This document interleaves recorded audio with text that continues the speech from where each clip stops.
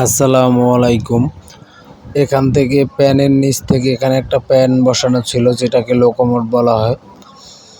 এটার তল থেকে এই প্যানের যে পাইপ, এটার গোড়া জাম না দেওয়ার কারণে এখান থেকে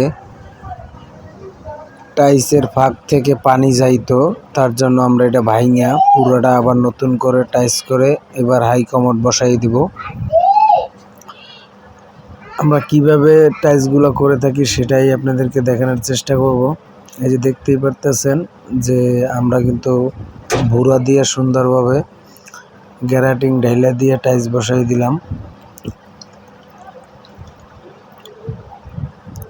অবশ্যই আমার এটার প্রতি তেমন একটা অভিজ্ঞতা নাই, তারপরও টাইলসগুলো বসানো কেমন হয় কমেন্ট করে জানাবেন।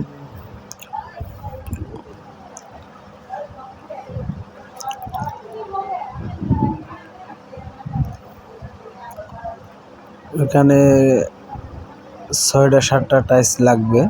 আমরা এটা লাগাই দিয়ে এখানে একটা হাই কমোড বসাই দেব। টাইলসের তল থেকে পানি লিক করার কারণ হলো সুন্দরভাবে বালু এবং গ্যারাটিং না খাওয়ানোর কারণে। আমরা এবার সুন্দরভাবে আবারও নতুন করে টাইলস উড়াইয়া আবারও টাইলস বসাই দিতেছি। দেখতেই পারতেছেন যে আমরা টাইলস কিন্তু বসাইতেছি এভাবেই।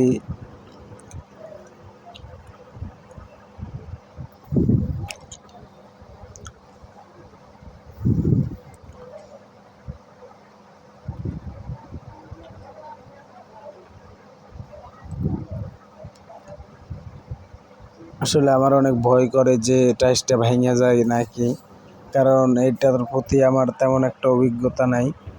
তার জন্য আমার কাছে অনেক ভয় লাগতেছে, যদি ভেঙে যায় তাহলে একটা টাইলস হিসাব করেই আনছে টাইলস, যদি একটা টাইলস ভেঙে যায় তাহলে তো বিপদ।